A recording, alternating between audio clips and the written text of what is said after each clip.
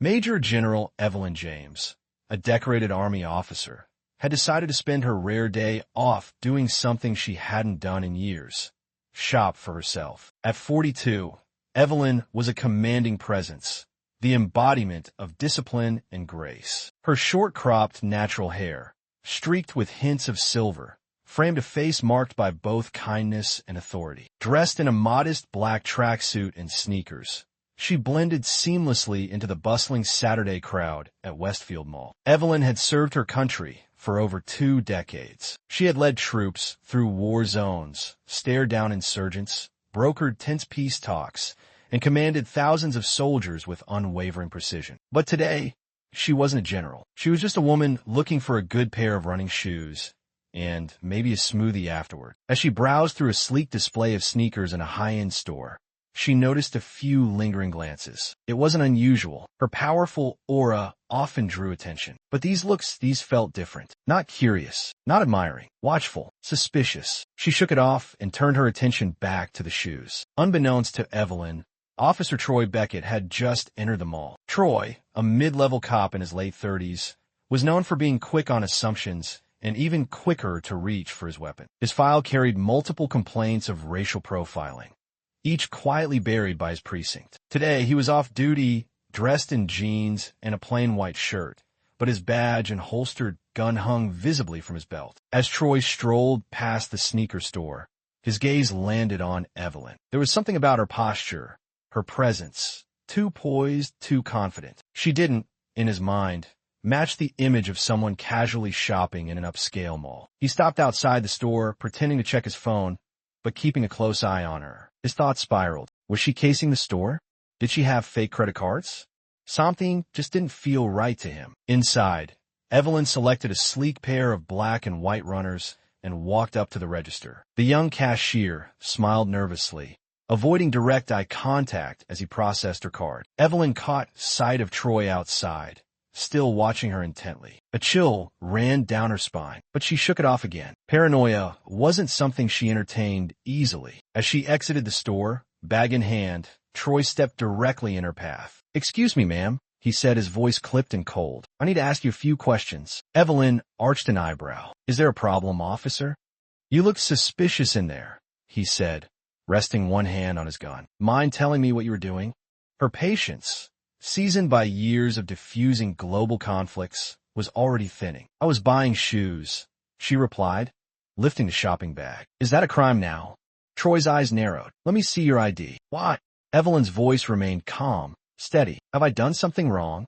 His grip on the weapon tightened. "Don't make this harder than it has to be." In that moment, Evelyn understood. This wasn't about what she'd done. It was about who she was, or, more precisely, what she looked like. Her heart sank, but she didn't waver. "Officer," she said firmly, "I'm going to ask you to step back. I've done nothing wrong, and I won't be treated like a criminal for shopping." But Troy wasn't listening. His mind was locked into a dangerous loop. He reached for his gun. In one swift motion, he drew the weapon, leveling it at her chest. If you're enjoying this story and want to hear more, hit that subscribe button now. Don't miss a single powerful tale. The hum of the mall shifted into silence. Shoppers froze. Mothers pulled their children behind them. Store clerks peeked nervously from behind counters. Phones came out, cameras already rolling. Evelyn's pulse surged, but she didn't panic. Her training kicked in like muscle memory. She raised both hands slowly, her gaze locked onto Troy's. "Put the bag down," he barked. Evelyn dropped it gently. "Officer, you're making a mistake," she said, her voice calm and unwavering. "Don't tell me what I'm doing," Troy snapped. "Get on the ground." Evelyn didn't move. Getting on the ground would mean total submission, and she wasn't about to hand this man her dignity on a silver platter. "Officer," she said with quiet authority, "I'm Major General Evelyn James of the United States Army. I suggest you lower your weapon now." Troy faltered. The weight in her words landed like a blow, but his bias pushed back. "Yeah, right," he scoffed. "Get on the ground, or you'll what?"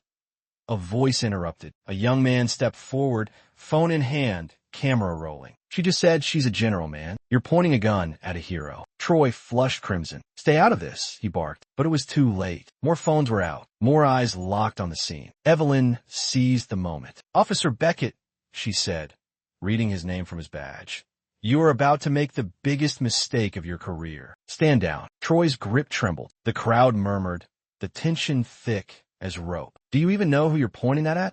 Someone shouted. At that moment, mall security burst onto the scene. 2 guards rushed over, eyes wide at the sight of the drawn weapon. What's going on here? One asked. Troy didn't answer, but Evelyn did. This officer drew his gun on me for no reason, she said clearly. I'd like to speak to your supervisor. Within minutes, the mall manager arrived, followed by a police captain who had been shopping nearby. The captain, a poised black woman in her 50s, gasped when she saw Evelyn. General James? She said, hurrying over. What's happening here?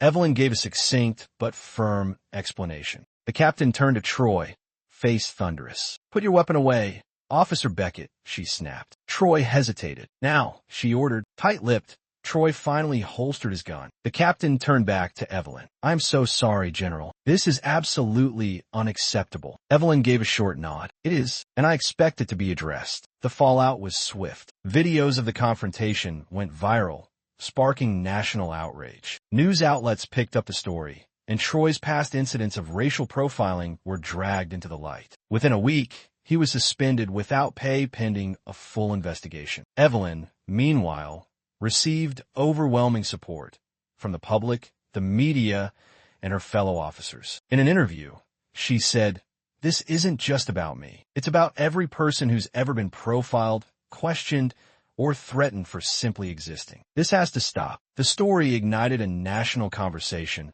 a rallying cry for justice, equality, and reform. Share your thoughts on this powerful story in the comments. And don't forget to like and subscribe for more updates and inspiring true tales.